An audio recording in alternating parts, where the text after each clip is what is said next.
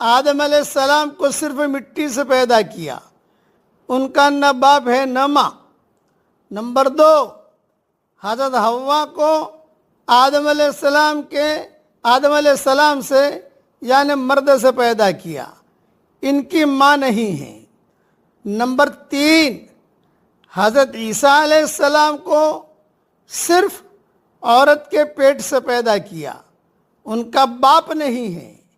Number 4، اور باقی تمام انسانوں کو مرد اور عورت دونوں کے ملاپ سے پیدا کیا، ان کے باپ بھی ہیں اور مائیں بھی ہیں۔